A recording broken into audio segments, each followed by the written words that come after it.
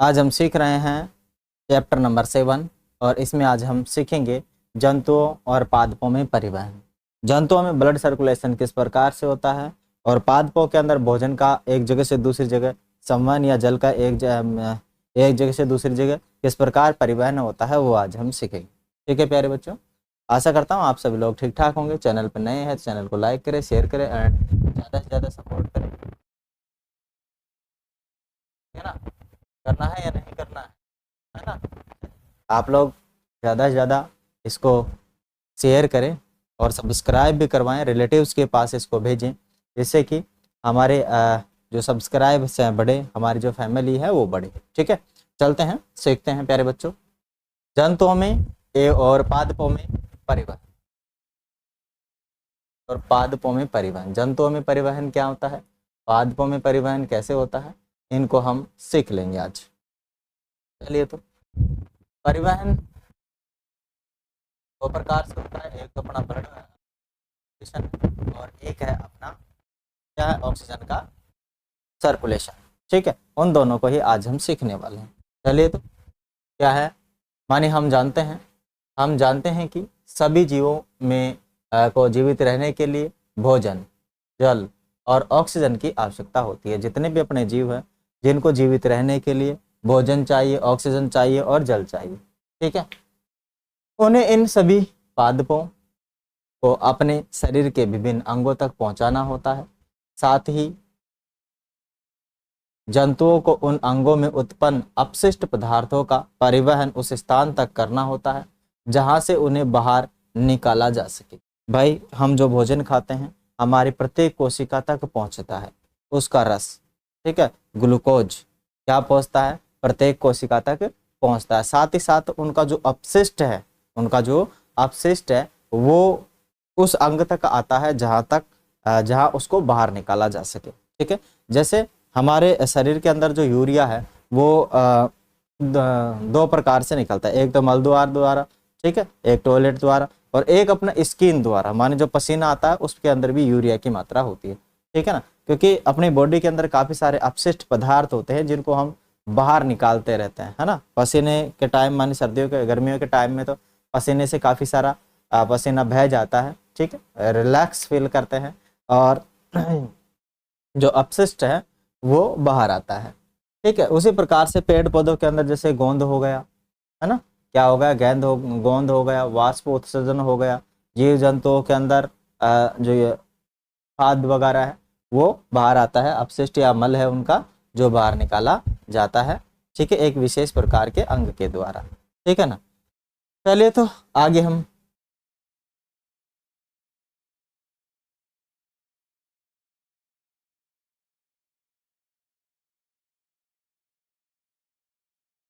अपने पास है आपको हृदय जो हमारा हार्ट है, दिल जिसे बोलते हैं। ठीक है, रक्त वाहिनियां दिखाई दे रही हैं, हृदय की रक्त वाहिनियां इसके अंदर देखो दिखाई दे रही है। हृदय भी यहाँ पर है और ये रक्त वाहिनियां दिखाई दे रही है और ये भी क्या है, रक्त वाहिनियां है। दो प्रकार की होती है, एक तो ब्लड को ले जाने वाली, एक ब्लड को लाने वाली। ठीक है, दो प्रकार की हमारी बॉडी में रक्त वाहिनियां होती है, एक तो ब्लड को ले जाने वाली, एक ब्लड को लाने वाली। ठीक है, ओके, तो आगे है हृदय और रक्त वाहिनियां संयुक्त रूप से हमारे शरीर का परिसंचरण तंत्र। ठीक है, सर्कुलेशन सिस्टम है, ब्लड सर्कुलेशन सिस्टम। ठीक है ना, मानिए हमारे हृदय के अंदर हृदय और जो रक्त वाहिनियां हैं, इनको ही क्या बोलते हैं, पूरे इस सिस्टम को मिला के परिसंचरण तंत्र कहते हैं, मानिए ब्लड सर्कुलेशन सिस्टम कहते हैं। यहाँ पर एक लड़की का ब्लड सर्कुलेशन सिस्टम दिखाया गया है, लड़की हो आदमी हो चाहे, ठीक है, मैनो एक ही बात है, सभी में ब्लड सर्कुलेशन समान तरीके से होता है। इसके अंदर जरा देखो, यहाँ पर क्या है, हार्ट है, क्या है, ये हार्ट है। ठीक है, दो प्रकार की वेसल्स है, एक तो आप लोगों को ब्लू वेसल्स दिख रही है और एक दिख रही है आपको रेड वेसल्स। जो रेड है मान दो प्रकार की है, तो जो ये आपको दिख रही है ये सिरा। ठीक है, सिरा मानी ये जो होती है, एक होता है आपकी धमनी, मानी धमनी वो है जो हृदय से ब्लड को हमारे पूरे शरीर तक, हमारी कोशिकाओं तक पहुंचाती है। हृदय से ब्लड को कोशिकाओं तक पहुंचाने वाली जो वेसल है, यहाँ क्या बोलते हैं, नली है, जिसे हम बोलते हैं धमनी। क्या बोलते हैं, धमनी बोलते हैं। और कोशिकाओं से वापस हृदय तक जो हमारी हमारा ब्लड है उसको हृदय तक लाने के लिए कौन काम में आती है, सिरा। क्या काम में आती है, सिरा। मानी ब्लू तो है वो हृदय से लेकर आएगी, मानी कोशिकाओं से लेकर आएगी, और जो रेड है ये क्या करेगी, हृदय मानी प्रत्येक कोशिका तक ब्लड सर्कुलेशन करेगी, ब्लड को पहुंचाएगी। ठीक है, क्या करेगी, ब्लड सर्कुलेशन करेगी। क्या करेगी मेरे भाई, ब्लड सर्कुलेशन करेगी।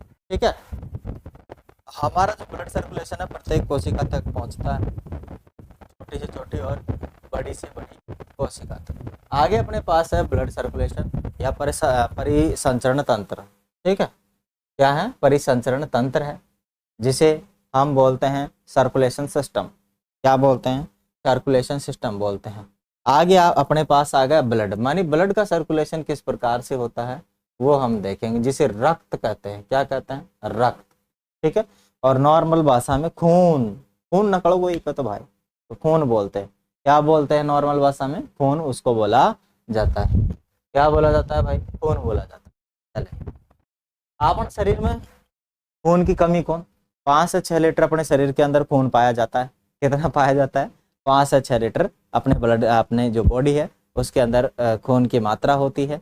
ठीक है, हृदय क्या करता है, दबता जैसे यूं करता है। ठीक है, तो ब्लड सर्कुलेट होता है और पूरे जितने भी वेसल्स हैं, जितनी भी अपनी क्या है धमनियां हैं उनके अंदर जाता है।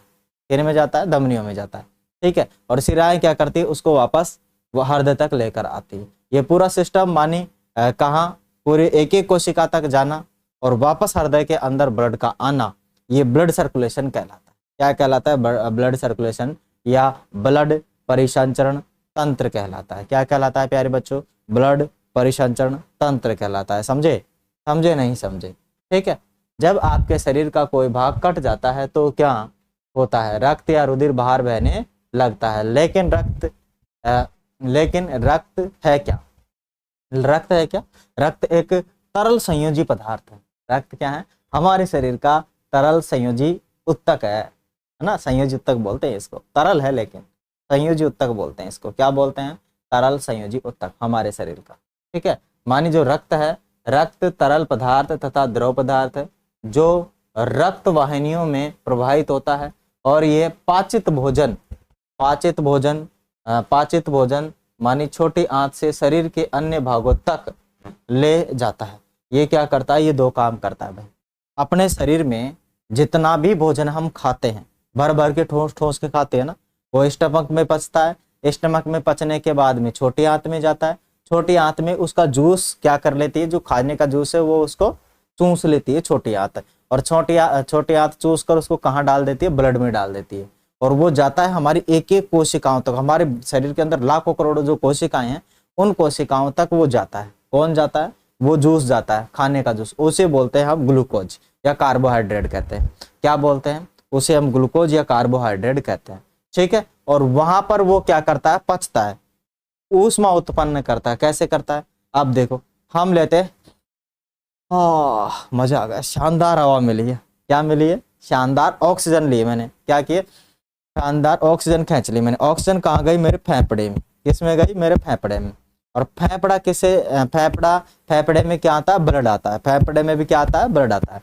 अब फेफड़े में गई जो ऑक्सीजन है वो ब्लड में घुस जाएगी। किसमें घुस जाएगी, ब्लड में। ठीक है, और ब्लड में एक चीज है HB, हीमोग्लोबिन, है ना। जो ऑक्सीजन है हीमोग्लोबिन के साथ जाकर जुड़ जाती है। हीमोग्लोबिन क्या करता है, HB जिसे हीमोग्लोबिन बोलते हैं, HB ग्लोबुलिन, उसमें एक प्रोटीन होती है। क्या होती है, ग्लोबुलिन, उसमें एक प्रोटीन होती है। ठीक है, तो जो HB है वो उस ऑक्सीजन को एब्जॉर्ब करेगा, एब्जॉर्ब करके पहुंचा देगा अपने प्रत्येक कोशिका तक। प्रत्येक कोशिका में क्या गया था, जो हमने खाना खाया था ना उसका जूस, कार्बोहाइड्रेट गया था, कार्बोहाइड्रेट या जिसे ग्लूकोज कहेंगे। ठीक है, वो गया था। अब जैसे ही जाएगा, एक जगह मिल गया, दोनों एक जगह मिलते ही भाई साहब उनमें लगेगी आग। आग का मतलब होगा उसका पाचन होगा ऑक्सीजन की उपस्थिति में। किसका, कार्बोहाइड्रेट का। कार्बोहाइड्रेट का पाचन होगा ऑक्सीजन की उपस्थिति में, तब जाकर एनर्जी उत्पन्न होती है और तब जाकर मजा आता है। भाई कर ले काम सारा का सारा, अभी निपटा देता हूँ पूरे काम को, है नहीं तो काम नहीं होता है भाई, है ना। शाम की तो हालत खराब हो जाती है भाई, खानों को खाए दोपहर कमाया, पार कौन पड़े भाई आपने तो आज तो जान निकल गई। अगर दोपहर में खाना खा ले तो भाई साहब खतरनाक तरीके से अब तक तो काम ना नमेड़ न मोड़ दे तो, है ना, बोलते हैं ना ऐसे लोग। ठीक है, मानी जैसे जैसे खाना पच जाता है उसका जूस खत्म हो जाता है अपनी बॉडी में, मानी ग्लूकोज की मात्रा कम हो जाती है, हम क्या हो जाते हैं, नर्वस हो जाते हैं। ठीक है, पार कौन पड़े भाई, हमारी बॉडी बिल्कुल ढीली पड़ जाती है कि भाई अब कौन दमरी कौन शरीर में, लैक्टिक एसिड जमा हो जाता है ना, क्या हो जाता है, लैक्टिक एसिड। जो मजदूर लोग होते हैं वो बहुत ज्यादा मेहनत करते हो, इसीलिए वो खाना भी ज्यादा खाते हैं। ठीक है, क्योंकि उनको एनर्जी की बहुत ज्यादा जरूरत पड़ती है। और ऑफिस में जो ठाले बैठे रहते हैं, ठाले बैठे वैसे काम करते हैं लेकिन जो मेहनत का काम नहीं करते, फिर बोले मेहनत का काम तो करते हैं लेकिन दिमाग की मेहनत का काम करते हो। ठीक है, बॉडी वाली मेहनत का काम नहीं करते, ऐसे में बैठे रहते हैं पंखे में मजे से आराम से, चलो कागज पान डालने ईंडी ऊंडी, बस ये काम करते रहते हैं। ठीक है ना। और मजदूरी करने वालों तावड़े के अंदर इतना तावड़ा पड़ रहा होता है, मैं तावड़ा बोले तो धूप पड़ रही होती है, उसके अंदर वो बेचारा काम करता है, पसीना पसीना हो जाता है, बार बार तो पानी पीता है, बार बार, फिर दोपहर में रोटी खाता है दमा के 3-4, है ना, और सुबह 3-4 खा के फिर मजा आता है फिर, है? बीमार नहीं पड़ते जो लोग मेहनत करते हैं, है ना, जो लोग मेहनत करते हैं वो क्या नहीं पड़ते, बीमार नहीं पड़ते, क्योंकि रोज पसीना निकलता रहता है, बॉडी बिल्कुल फिट रहती है। जिम में जाने की कतई जरूरत नहीं है। हाँ, मजदूरी जो करते हैं उनको जिम जाने की कतई जरूरत नहीं है। वो एक जिम वाली जो बॉडी रहती है ना, वैसी उसकी बॉडी भले ही जरूर नहीं होती है लेकिन बिल्कुल फिट रहता है। ठीक है, तो ये चीज आप समझ ही गए होंगे, समझे नहीं समझे, चले तो आगे। चलो मेरे भाई आगे तुम चलो। फेफड़ों से ऑक्सीजन को भी, फेफड़ों से ऑक्सीजन को भी रक्त ही शरीर की कोशिकाओं तक ले जाता है। और रक्त शरीर में अपशिष्ट पदार्थों को बाहर निकालने के लिए उनका उपयोग या परिवहन भी करता है। ठीक है, अब जरा समझो, थोड़ा सा और समझो। हमने खाना खा लिया, बात है, खाना खा लिया, खाना खाने के बाद ऑक्सीजन भी ले ली, आहा मजा आ गया, ऑक्सीजन भी ले ली, और फिर ये खाना पच के कोशिकाओं के अंदर उपयोग भी हो गया, एनर्जी भी मिल गई। तो ये थोड़ी है कि भाई एनर्जी मिली, इसके साथ कुछ और भी तो मिलता है, नाइट्रोजनी पदार्थ होते हैं, यूरिया होता है। यूरिया कैसे, दो तरीके से ने, एक तो जो यूरिया होता है वो मलाशय द्वारा बाहर छोड़ दिया जाता है, उसके अलावा तरल भी तो होता है नाइट्रोजनी पदार्थ, जिसे टॉयलेट बोल सकते हैं। ठीक है, वो भी यूरिया ही होता है, वो तरल पदार्थ होता है, एक मल द्वार से मल निकलता है। ठीक है, तो तरल पदार्थ जो हमारा वहां से आता है, वहां से ब्लड में घुलता है, कहाँ से, हाँ वहां से, कहाँ से, जहाँ ऑक्सीजन और कार्बोहाइड्रेट का पाचन हुआ था और एनर्जी निकली थी, एनर्जी के साथ साथ ही थोड़ा सा यूरिया भी निकलेगा, है ना, नाइट्रोजनी पदार्थ, कार्बन डाइऑक्साइड भी निकलेगी। कार्बन डाइऑक्साइड को तो ब्लड के द्वारा वापस से फेफड़े तक ले आया जाता है ना, फेफड़े तक लाकर कहाँ छोड़ देती है, फेफड़े बाहर फेंक देता है। ठीक है, कल हमने देखा था लास्ट वाले चैप्टर के अंदर, देखा था नहीं देखा था कि हम टोटल 21% लगभग क्या लेते हैं, ऑक्सीजन, उसमें से 4% क्या निकाल देते हैं, मानी 16% ही कंज्यूम होती है ऑक्सीजन। ठीक है ना, कितनी कंज्यूम होती है ऑक्सीजन, 16% कंज्यूम होती है। कितने परसेंट कंज्यूम होती है, 21% में से 16%, सॉरी 4% कंज्यूम हो जाती है, 4% कंज्यूम हो जाती है, और लगभग 21 में से 17%, ठीक है, 21 में से 17% वापस ऑक्सीजन को बाहर छोड़ देते हैं। अब हम जो कार्बन डाइऑक्साइड लेते हैं, अब ये जो ऑक्सीजन इतनी यूज हो गई तो निकलेगी भी कितनी इसके साथ कार्बन डाइऑक्साइड की मात्रा भी लगभग 4% बढ़ जाती है। कितनी परसेंट हो जाती है, 4%, क्योंकि अपने बॉडी के अंदर जो वातावरण है उसके अंदर लगभग 0.03% क्या है, कार्बन डाइऑक्साइड है। ये कल हमने लास्ट चैप्टर में देखा था, छठा चैप्टर में पढ़ा था हमने, जाके देख लेना।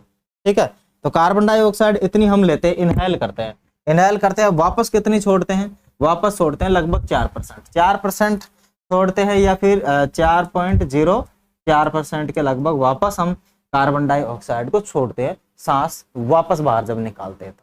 ठीक है, तो दो तरीके के होते हैं, एक तो ऑक्सीजन जब हम लेते हैं तो कार्बन डाइऑक्साइड की मात्रा, ऑक्सीजन लेते हैं तो 21% ऑक्सीजन होती है लगभग, छोड़ते टाइम उसमें से 16% ऑक्सीजन या 17% ऑक्सीजन ही बाहर आ पाती है। ठीक है, बाकी जो बची हुई है वो कार्बन डाइऑक्साइड होती है। कितनी परसेंट होती है, लगभग 4.04% के करीब अपने क्या होती है, कार्बन डाइऑक्साइड शरीर से बाहर निकलती, कल हमने देखा था। ठीक है, जाके आप लोग देख सकते हैं। चलते हैं आगे। रक्त विभिन्न पदार्थों को किस प्रकार ले जाता है? रक्त एक तरल से बना है जिसे प्लाज्मा कहते हैं। रक्त रक्त एक किससे बना होता है? तरल। रक्त एक तरल से बना है जिसे प्लाज्मा कहते हैं। ठीक है। प्लाज्मा में दो तीन तरह की, चार पांच तरह की क्या होती है, इसके अंदर अलग अलग कंटेंट्स होता है। प्लाज्मा में क्या क्या होता है, माने एक तरीके का प्लाज्मा में इसमें हीमोग्लोबिन होती है, माने इसमें हीमोग्लोबिन, छोटो रेड आरबीसी होती है, डब्ल्यूबीसी होती है, प्लेटलेट्स होती है, ठीक है, और थ्रोम्बोसाइट्स होती है, मोनोसाइट्स होती है। ये काफी सारी इसके अंदर क्या होती है, छोटी छोटी कणिकाएं होती हैं ब्लड में। ठीक है ना। मैन इसमें जो अपना कंटेंट है वो तो आरबीसी होती है, डब्ल्यूबीसी होती है और प्लेटलेट्स। ठीक है ना। क्या होती है? आरबीसी। आरबीसी मानी red blood carpals, RBC red blood carpals मानी लाल रक्त कणिकाएं। एक होती है डब्ल्यूबीसी। डब्ल्यूबीसी क्या होती है मेरे भाई? मानी व्हाइट ब्लड कार्पल्स, सफेद ब्लड कार्पल्स। एक होती है प्लेटलेट। क्या होती है? प्लेटलेट। ठीक है ना। Platelets, platelets. ठीक है।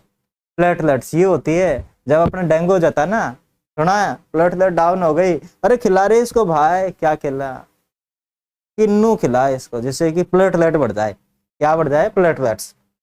किन्नू खिलाया जाता है, बकरी का दूध पिलाया जाता है, और उसको वो पपीता के पत्ते, उसमें क्या होते हैं? प्लेटलेट्स होती है, वो कि बढ़ाए उसको।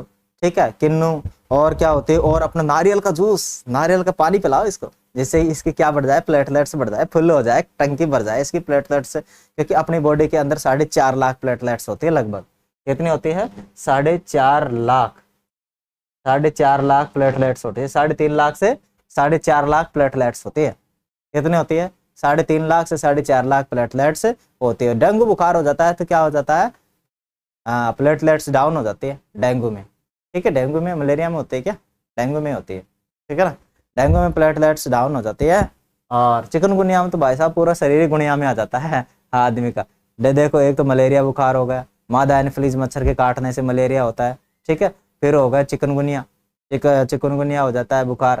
फिर उसके बाद में अपने पास एक डेंगू हो गया, डेंगू हो गया प्लाज्मोडियम। ठीक है। प्लाज्मोडियम के कारण होता है, जो क्या होता है ना, मादा एनोफिलीज कौन से वो होता है, ये तो दिमाग से निकल गया।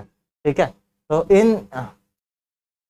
इनसे क्या हो जाता है? बुखार हो जाता है। तो अपने शरीर में काफी सारे कंटेंट है, छोटी छोटी कणिकाएं हैं अपने ब्लड के अंदर। कमी कौन ब्लड है ना, फुल भरी चले। इनमें से विभिन्न प्रकार की कोशिकाएं निलंबित होती रहती है। भाई ब्लड के अंदर ये थोड़ी है, ब्लड रोज मरता है, रोज जीता है, रोज बनता है, रोज मरता है और रोज बनता है, ये ना समझे। हाँ, क्या बोलते हैं, इनका भी एक जीवन काल होता है रेड ब्लड कार्पल्स का, 120 दिन होता है शायद। ठीक है। 120 दिन होता है, कितना होता है दिमाग में आ नहीं रहा है। छोटी छोटी चीजें पढ़े काफी टाइम हो गया, इसीलिए याद नहीं रह पाती है, निकल गई माइंड से। तो इनका भी एक जीवन काल होता है, डब्ल्यूबीसी का जीवन काल होता है, और रेड ब्लड इसका भी जीवन काल होता है। ठीक है। माने हर आ, हर दिन मरती है और हर दिन बनती है। ठीक है। ये जो कणिकाएं हैं, क्या है? ये जो कणिकाएं हैं हर दिन बनती हैं और हर दिन मिट जाती है। तो ये पूरा है ब्लड सर्कुलेशन का डायग्राम। जरा एक बार और समझ लो थोड़ा सा। ठीक है। थोड़ा सा समझ लो आप लोग, फिर बाद में चक्कर पड़ जाए कहीं। ठीक है। एक बार फिर से समझो कि भाई अपने पास जो ये होती है ना लाल लाल धमनी, धमनी तो ब्लड ले जाने का काम करती है। ठीक है ना। मानी फेफड़े से, हाँ सॉरी, हृदय से ब्लड को ले जाने का काम करती है धमनी। क्या करती है? धमनी। ठीक है। क्या करती है? धमनी करती है। और सिरा क्या करती है? कोशिकाओं से वापस ब्लड को लेकर कहाँ आती है? इसके अंदर आती है, मेरे दिल में। दिल में क्या आती है? ठीक है। वापस ब्लड को लेकर आती है।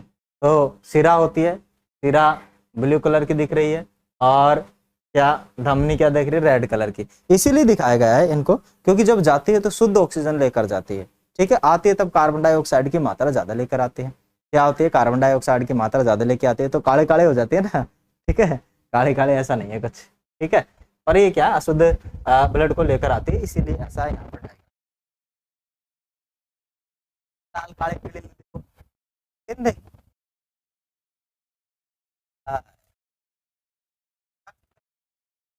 भाई पूछने वाली भी बैठी हुई है, हैं?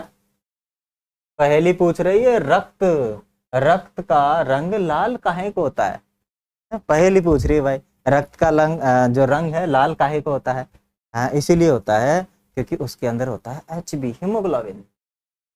ठीक है, हीमोग्लोबिन। हीमोग्लोबिन एक वर्णक है। हीमोग्लोबिन क्या है? एक वर्णक जो रक्त को लाल रंग प्रदान करता है। क्या करता है? लाल रंग लाल प्रदान करता है।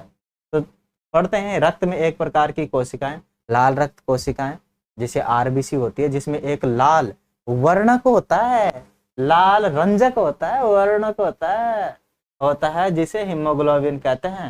हीमोग्लोबिन ऑक्सीजन को अपने साथ संयुक्त करके शरीर के सभी अंगों में और अंततः सभी कोशिकाओं तक क्या करता है? परिवहन करता है। क्या करता है? कोशिकाओं तक परिवहन करता है। हीमोग्लोबिन की कमी होने पर शरीर की सभी कोशिकाओं को कुशलतापूर्वक ऑक्सीजन प्रदान करना कठिन हो जाता है। भाई आप लोगों ने देखा होगा, जो हमारी माताएं हैं, माताओं का मतलब है कि जिनके जो गर्भवती होती है, समझो, ठीक है, जो माताएं गर्भवती होती हैं उनमें Hb की कमी आ जाती है। किसकी कमी आ जाती है? Hb की, हीमोग्लोबिन की। तो क्या कहता है डॉक्टर कि भाई देखो आयरन की गोलियां लो। किसकी गोलियां लो? आयरन की टैबलेट्स लीजिए। आयरन की टैबलेट्स देता है भर के, एक शाम को लेना, एक दूसरे दिन शाम को लेना, रोज एक आयरन की क्या लेनी है? टैबलेट्स लेनी। छोटी सी होती है, चिन्नी सी होती है, ठीक है, जिससे कि ब्लड के अंदर Hb बढ़ जाए, हीमोग्लोबिन बढ़ जाए। ठीक है, तो इसीलिए वो क्या देता है? Hb की गोलियां। क्यों? क्योंकि जब माँ के गर्भ के अंदर जो बच्चा बड़ा हो रहा होता है तो माँ के ब्लड से भोजन लेता है, वो एनर्जी कहाँ से लेता है? माँ के ब्लड से। अब देखो, हम माँ के ब्लड का कर्ज तो चुकाते नहीं, बड़े होने के बाद माँ बाप को बुरी तरीके से और बदतमीजी से पेश आते हैं, जबकि माता पिता ने हमें जब जन्म दिया था ना, तो अपने ब्लड से सींचा था उन्होंने, खून पसीने से हम बड़े हुए हैं उनके से।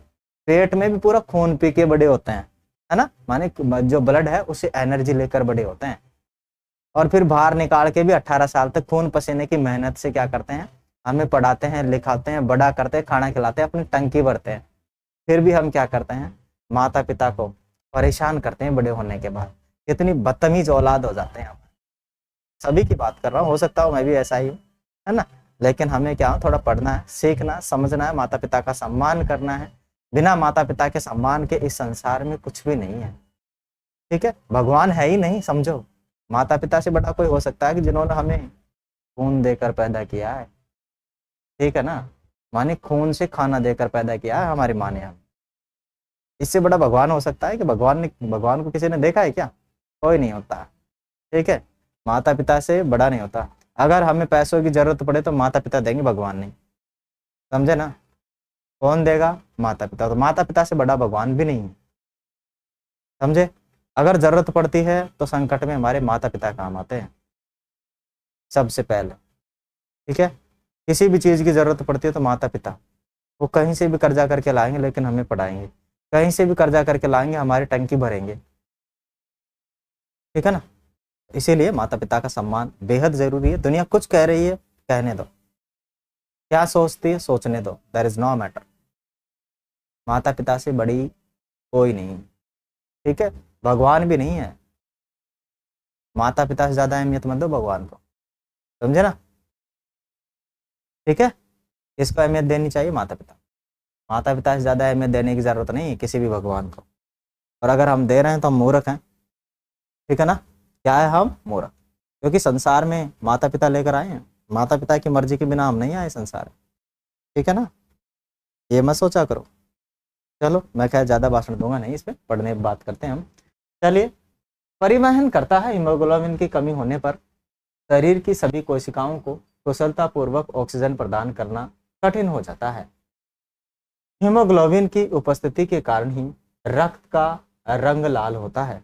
रक्त में अन्य प्रकार की कोशिकाएं भी होती हैं। रक्त में अन्य प्रकार की कोशिकाएं भी होती हैं जिन्हें हम श्वेत रक्त कणिकाएं कहते हैं, WBC, व्हाइट ब्लड कार्पल्स।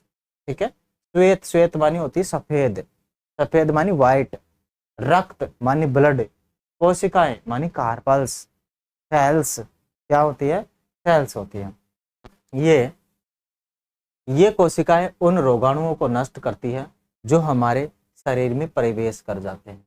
हमारे शरीर के अंदर भाई बिना मतलब में रोज पता नहीं कितने बैक्टीरिया घुस जाते हैं, कितने वायरस घुस जाते हैं। उनको कौन मारता है, WBC। ये हमारे शरीर में एंटीबायोटिक का काम करती है, पहले से बना के रखती है, आने दे देख उड़ा दो, ठीक है। तो ये हमारे शरीर में आने वाले रोगाणुओं को क्या करती है, किल, अठा तलवार लेके बैठी रहती है, काटती है, जाते है, खत्म मामला है, मामला क्या कर देती है, खत्म कर देती है बिल्कुल। चलो आगे अपने पास क्या है, भूजो खेलते समय गिर गया और उसके घुटने में चोट लग गई। कटे हुए स्थान से रक्त बहने लगा और कुछ समय बाद उसने देखा कि रक्त का बहना अपने आप रुक गया। ओ माय गॉड, ऐसा कैसे हो गया है? रक्त तो बहना ही चाहिए, बहुत ज्यादा बहना चाहिए, पर रुक कैसे गया? भाई भूजो के दिमाग तो फिर गया भाई, चक्कर पड़ गया, ठीक है। तो क्या होगा, कटने के स्थान पर गहरे लाल रंग का एक थक्का जम गया और यह देखकर भूजो कुछ परेशान हो गया, टेंशन में आ गया। अरे भाई क्या कलेश हो गया, कौन आना चाहिए तो पुचकारी छोड़नी चाहिए थी, ये रुक कैसे गया, थक्का कैसे बन गया। चलो, तो रक्त का थक्का बन जाना उनमें एक अन्य प्रकार की कोशिकाओं की उपस्थिति के कारण होता है, जिन्हें हम पट्टिकाणु प्लेटलेट्स कहते हैं। प्लेटलेट्स कहते हैं, क्या कहते हैं भाई, प्लेटलेट्स। दो और इनके अलावा भी प्रोटीन्स भी होती है, ठीक है। इनके अलावा रक्त का जो थक्का बनता है उसके लिए प्लेटलेट्स भी उपयोगी है। प्लेटलेट्स के कारण तो बनता ही है, और दो अलग अलग प्रकार के क्या होती है बताइए तो। प्रोटीन है ना, रक्त में प्रोटीन होती है अलग अलग प्रकार की। एक तो होती है जो शरीर के अंदर रक्त को जमने नहीं देती है, और एक होती है शरीर से बाहर आते ही ब्लड को जमा देती है, जिससे कि ब्लड बहे नहीं। और ये तो है ही प्लेटलेट्स, उसके साथ भी होती है, और है ना, दिमाग में आ नहीं रहा, जैसे आएगा मैं बताऊं, ठीक है। जैसे आएगा हम आपको तुरंत बताइए कि उन कोशिकाओं का नाम क्या है, आप बताइए, ठीक है। अगर आपको याद है तो तुरंत बताइएगा आप कि वो कोशिकाएं क्या हैं, वो प्रोटीन क्या है जो हमारे शरीर के अंदर ब्लड को जमने नहीं देती, और वो प्रोटीन क्या है जो हमारे शरीर के बाहर जैसे ही ब्लड आता है उसको जमाने में सहायता करती है। बताइए फटाफट, आप लोगों को पता है तो आप लोग बताइए, कमेंट बॉक्स में जरूर बताइए। मेरे दिमाग में नहीं आ रहा है अभी, ठीक है। चलो आगे। हमारे शरीर में विभिन्न प्रकार की रक्त वाहिनियां होती है जो रक्त को शरीर में एक स्थान से दूसरे स्थान तक ले जाती हैं। आप जानते हैं कि अंत श्वसन के समय ऑक्सीजन की ताजा आपूर्ति फेफड़ों मानी फुसफुसों से भर देती है। रक्त इस ऑक्सीजन का परिवहन अन्य भागों तक करता है। अन्य सभी भागों तक करता है। क्या करता है? अन्य सभी भागों तक करता है। चलो आगे अपने पास। साथ ही रक्त कोशिकाओं को कार्बन डाइऑक्साइड सहित अन्य अपशिष्ट पदार्थों को ले लेता है। इस रक्त को वापस हृदय में लाया जाता है, जहां से यह फेफड़ों में जाता है, और फेफड़ों से कार्बन डाइऑक्साइड बाहर आती है, लगभग 4% बाहर निकाल दी जाती है। जैसा कि आपने अध्याय 6 में पढ़ा था, पिछले अध्ययन में पढ़ा है श्वसन, ठीक है। इस प्रकार शरीर में दो प्रकार की रक्त वाहिनियां पाई जाती है, धमनी और शिरा। क्या पाई जाती है? धमनी और शिरा, ठीक है। हमारे शरीर में दो प्रकार की खून की नलकियां होती है। किसकी होती है? खून की नलकियां, है ना। ज्यादा समझे ना तुम लोग, माने गांव की भाषा में समझो तो खून की नलकी होती है। खून की नलकी दो प्रकार की। खून की नलकी कितने प्रकार की होती है? 2 प्रकार की होती है। एक तो वो होती है जो खून को ले जाने का काम करती है कोशिकाओं तक, वो तो होती है धमनी। क्या होती है? धमनी, जो खून को ले जाने का काम करती है कोशिकाओं तक, और कोशिकाओं से वापस मानी अंगों से वापस, ब्लड को अंगों तक ले जाने वाली जो धमनी होती है, जो नलकी होती है, जिसे बोलते हैं धमनी, और अंगों से वापस, ठीक है, अशुद्ध रक्त को लाने वाली जो नलकी होती है उसे बोलते हैं हम सिरा। क्या आप बोलते हैं मेरे प्यारे बच्चों? सिरा बोलते हैं। समझे? अरे समझे नहीं समझे? बताइए तो जरा। धमनियां हृदय से ऑक्सीजन समृद्ध रक्त को शरीर के सभी भागों में ले जाती है, क्योंकि रक्त प्रवाह तेजी से और अधिक दाब पर होता है। धमनियां की भित्ति दीवार मोटी और प्रस्थ यानी प्रत्यास्थ होती है। समझेंगे प्रत्यास्थ क्या? ठीक है, प्रत्यास्थ होती हैं। और आगे क्या बोल रहा है? हम इन धमनियों को रक्त के प्रवाह का अनुभव करने के लिए एक क्रियाकलाप करते हैं। जरा देखो भाई, अपने शरीर के अंदर देखो, मेरा फेफड़ा है, मेरा हृदय इधर है ना, इधर ही धड़क रहा है, धक धक धक, लब डब की ध्वनि करता है। ये हृदय काय की ध्वनि करता है? लब ढब लब ढब लब ढब की ध्वनि करता है। कौन सी करता है? लब ढब की ध्वनि, ठीक है ना। हृदय कौन सी ध्वनि करता है? लब ढब की ध्वनि करता है। लब ढब ऐसे करता है, ठीक है। 1 मिनट में 72 बार लब डब करता है। कितनी बार करता है? 72 बार। हद हो गई। छोटा बच्चे की 100 बार, है ना, और बड़ा आदमी की और कम हो जाती थोड़ी थोड़ी, ठीक है। तो इसकी क्या हो जाती है? अडल्ट की 72 कितनी होती है? 72, 72 लब डब, ठीक है। मानिए धड़कता है 1 मिनट में 72 बार धड़कता है, ठीक है। अब जरा समझो, हमारे हार्ट से जब ब्लड जाएगा अंगों तक तो प्रेशर के साथ जाता, बहुत तेज ऐसे प्रेशर के साथ जाता है। तो प्रेशर के साथ जाता है तो भाई उस प्रेशर को डांटने वाला भी तो होना चाहिए कुछ। तो इसीलिए जो धमनियां होती है ना, जो धमनियां जो ब्लड को फेफड़े से, ब्लड को किससे? हार्ट से अंगों तक ले जाती हैं, वो धमनियां मोटी होती हैं। उनका जो होता है ना थिकनेस, वो मोटी होती हैं। और कभी कभी ज्यादा प्रेशर आ जाए तो लचीली भी होती है, ऐसे ऐसे होती रहती है, कमती बत्ती हो जाती है। ज्यादा प्रेशर हो जाती है तो फैल जाती है, और कम प्रेशर हो जाती है तो सिकुड़ जाती है। क्या? कम प्रेशर में सिकुड़ जाती है, ज्यादा प्रेशर में फैल जाती है। ऐसा वो करती, ठीक है ना। ऐसा वो करती है, ठीक है। समझे जरा? अरे कौन समझा के भाई? आओ समझ गया ना? हाँ तो लिख लियो, लिख लियो, मत लिख। अब जरा समझ गए ना आप लोग? ठीक है, चलते हैं आगे। क्रियाकलाप तो छोड़ो, क्रियाकलाप में काय है, ठीक है।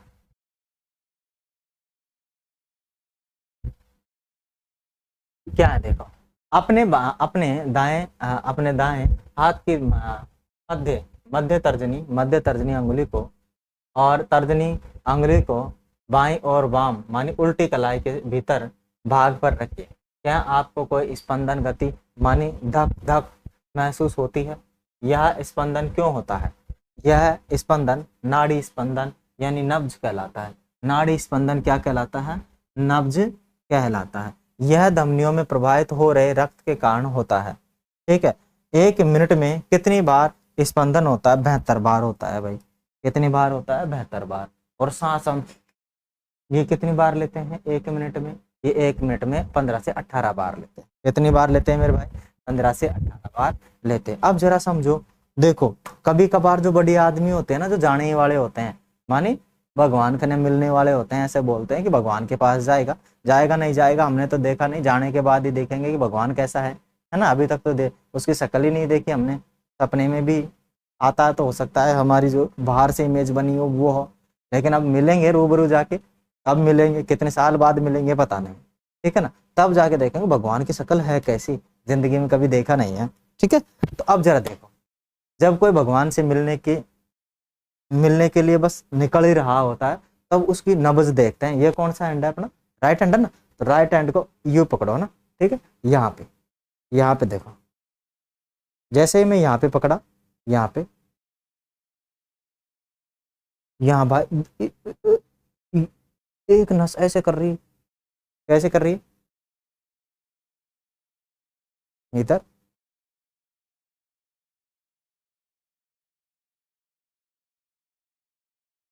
इधर भी कर रही है। ये देखो, ये अपना ये यहाँ पे एक नस है, जैसे मैंने उंगली लगाई हूँ ऐसे कर रही है। मतलब अगर यह અહીંયા करती बंद जा तो गया परमात्मा के पास, कांटेक्ट हो गया। हाँ, परमात्मा के पास कांटेक्ट हो जाता है। जैसे ये ऐसे ऐसे करना बंद हो जाएगी ना, लब डब करना, माने जो हमारा हृदय है वो धड़कना बंद कर देगा, उस दिन हम परमात्मा से जाकर मिल लेंगे। क्या कर लेंगे? परमात्मा से जाकर मिल लेंगे। ठीक है ना, कैसे जाकर मिल लेंगे? परमात्मा से। और इसे बोलते हैं नाड़ी स्पंदन, नब्ज। मरने के बाद तुरंत आदमी देखता है, देखो सांस आ रही है, कौन आ रही है, नाड़ी चाल रही है, कौन चाल रही है, चाल रही है, बच रहे, अच्छा ले चल डॉक्टर कने। अगर बच धड़कन आ रही है तो ले चल डॉक्टर कने, और न आ रही तो भाई ना खाट से उतार दो नीचे, गयो नकल को कलाश कट को, है ऐसे बोलते ना चल, जाने वाले के लिए ऐसा नहीं बोलते। खैर ये देखो, ये यहां से देख रहा है बिल्कुल, नब्ज देख रहा है कलाई से। चलो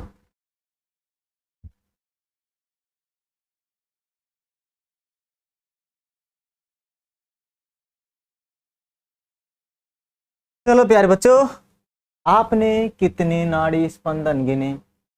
ये और पूछ रहा कितने गिने, मैंने तो गिने ही नहीं, लेकिन मेरे को पहले पता है, मैंने पढ़ा है कि 72 बार धड़कता है। ठीक है, जो छोटे बच्चे होते हैं उनका 100 बार होता है, जो है ना। ठीक है, माता गर्भ में होता है लगभग 100 बार उनकी धड़कन होती है। जैसे बाहर आता है तब भी उनकी इतनी ही रहती है। जैसे जैसे वो बड़ा होता है, अडल्ट हो जाता है, उसकी धड़कन कम होती जाती है और लगभग कितनी हो जाती है? 72 होती है। ठीक है, आपने कितने नाड़ी स्पंदन गिने? और प्रति मिनट स्पंदों की संख्या स्पंदन दर कहलाती है। क्या कहलाती है? स्पंदन दर कहलाती है। ठीक है, कि एक मिनट में कितनी बार, एक मिनट में कितनी बार हमारे जो हृदय है वो धड़का, वो कहलाती है स्पंदन दर। क्या कहलाती है? स्पंदन दर कहलाती है। विश्राम की अवस्था में किसी स्वस्थ वयस्क व्यक्ति की स्पंदन दर सामान्यतः 72 से 80 प्रति मिनट होती है। कितनी होती है? 72 से 80 प्रति मिनट होती है।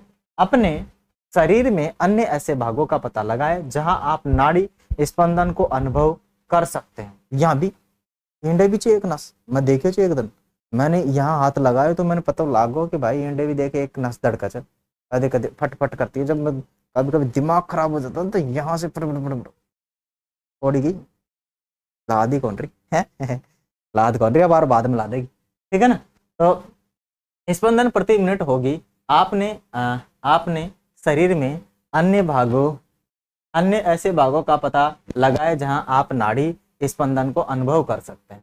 किसको अनुभव कर सकते हैं? नाड़ी स्पंदन को अनुभव कर सकते हैं। स्पंदन मानी लबडब। ठीक है, धड़कन।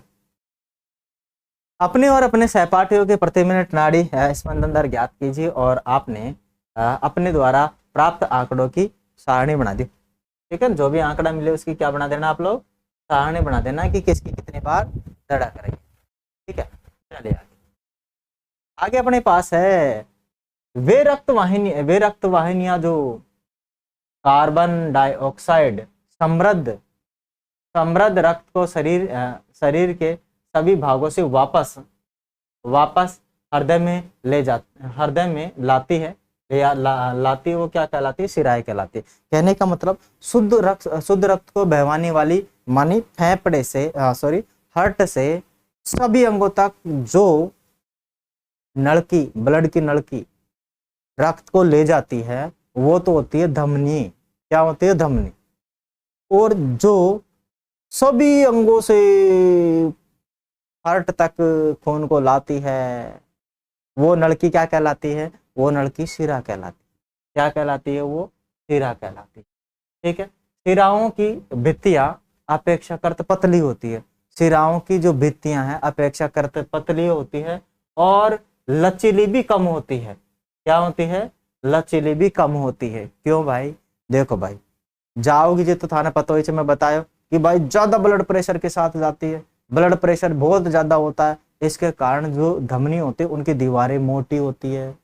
हाँ, और वो लचीली होती है, जिसे ज्यादा ब्लड प्रेशर हो जाए तो दूर हो जाएगी और बहुत ज्यादा ब्लड प्रेशर को भी सहन कर सके। ठीक है, और जब आता है ब्लड तो उसकी जो जो सिराएं होती हैं वो भाई देख, पहली बात तो क्या होती है?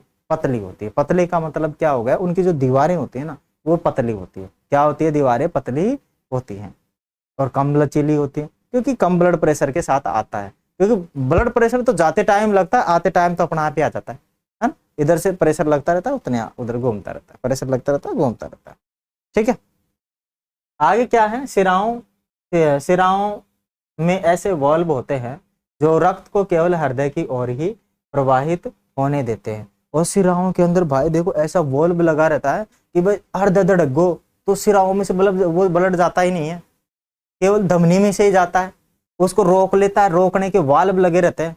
वाल्व बोले तो आप लोगों ने देखा होगा, पानी की टंकी भर दो, पानी की टंकी के अंदर एक नीचे क्या लगा दो, नलकी लगा दो, और नलकी के एक खोल और बंद करवा को जो रहता है ना, उसे वाल्व बोलते हैं। तो वैसा ही है, वैसा ही सिस्टम है। ठीक है, अगर उसको बंद कर देते नीचे से पानी घुस सकता है क्या?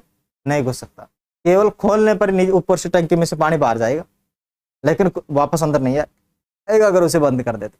ठीक है ना, तो वैसा ही सिस्टम इनमें भी होता है। वाल्व लगे रहते हैं, ढक्कन लगे रहते हैं, जो कि आने नहीं देते, क्या नहीं आने देते, उनको आने नहीं देते। अब जरा देखो, सही से समझो, प्यार से, या अपनो हृदय हर्ट, दिल टूट जाता है, दिल कभी नहीं टूटता, दिल क्या कांच का होता है जो टूटता है, दिल विल कौन टूटा भाई, है ना। ये सब फालतू की बकवास है, ये जो रोते फिरते हैं ना बिना मतलब में लड़कियों के पीछे पीछे, बोलो मारो दिल तोड़ दी, फलानों को दिल तोड़ दी, उनको दिल टूट गया, और ऐसा कुछ नहीं होता है भाई।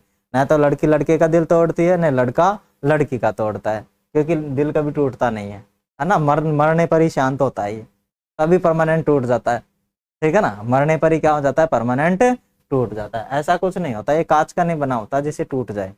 ठीक है, इसमें 4 भाग होते हैं होने को, तो कितने भाग होते हैं, 4 भाग, पहले से ही टूटा हुआ है बेचारा, 4 हैं। कितने भाग होते हैं, एक हार्ट के 4 भाग होते हैं, टूटा उटा कुछ नहीं होता। ठीक है, तो जरा देखो भाई, ये तो है अपना सिरा, ठीक है, और ये है अपनी धमनी। तो धमनी तो क्या करेगी, शुद्ध रक्त को लेकर जाएगी कहाँ तक, ये है अपनी कोशिकाएं तक, अपने शरीर तक, शरीर के सभी अंग इसको मान लो, सभी अंगों तक पहुंचाने का काम करेगी। और सभी अंगों से वापस जब ब्लड आएगा वो किस किस द्वारा आएगा, सिराओं के द्वारा आएगा। सिराओं में ऐसे ब्लड नहीं बहता क्योंकि इनमें वाल्व लगा रहता है। क्या लगा रहता है, वाल्व लगा रहता है, ढक्कन लगा रहता है। उल्टो कौन बह दे, सीधो ही बह दे, माने इंडिसु इधर से इधर ही जा सकता है ब्लड, इधर नहीं आ सकता वापस, इधर से इधर ही जाएगा। ठीक है ना, तो इनके अंदर क्या लगा रहता है, वाल्व लगा रहता है। ये है हमारा ब्लड सर्कुलेशन सिस्टम, क्या है, ब्लड सर्कुलेशन सिस्टम, है ना। और ये जो अपना सांस लेते हैं ना, उसमें से जो ऑक्सीजन मिलती है, यहाँ फेफड़ो चा अपना फुसफुस, इनमें से ऑक्सीजन इम घुसाते रहे, और कार्बन डाइऑक्साइड इंडिया निकालते रहते, मतलब यह में है। ठीक है ना, क्या शरीर है, क्या शरीर की रचना की है बनाने वाले ने, माता पिता ने, है ना। किसने रचना की है हमारे शरीर की, माता पिता। माता पिता के शरीर की रचना किसने की है, उनके माता पिता ने, और कोई नहीं है रचना करने वाला।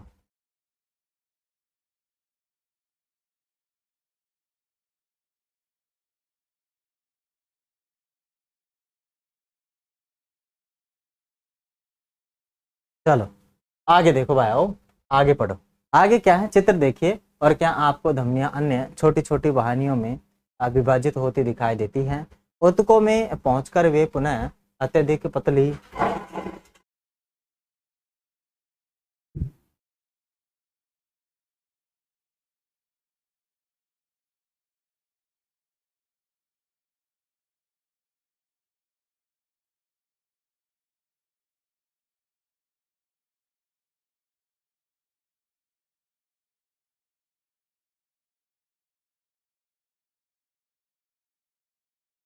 चक्कर पड़ गया अभी भाई, एक चूहा मर गया कैसे मर गया, ऐसे मर गया भाई, वो कूलर में घुस गया। अब कूलर चल रहा है, कूलर में से निकल के आया तो वो जो है ना, उसकी पंखड़ी घूम रही थी, उससे मर गया, पर बच गया, अभी सांस है उसमें, जिंदा हो जाएगा, चल जाएगा, मरा नहीं है पूरी तरीके से, बच जाएगा।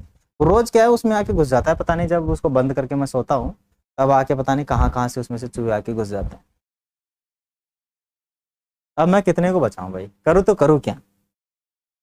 ठीक है, चले भाई, मैंने देखिए क्या आपको धमनियों एवं अन्य छोटी छोटी वाहिनियों में विभाजित होते दिखाई देती है। ऊतकों में पहुंचकर वे पुनः अत्यधिक पतली नलिकाओं में विभाजित हो जाती है, जिन्हें कोशिकाएं कोशिकाएं कहते हैं। ठीक है, हमारे शरीर में लास्ट सबसे छोटी जो क्रियात्मक और संरचनात्मक इकाई वो है कोशिका। ठीक है, कोशिकाएं पुनः मिलकर सिराओं को बनाती है, जो रक्त को हृदय में ले जाती है।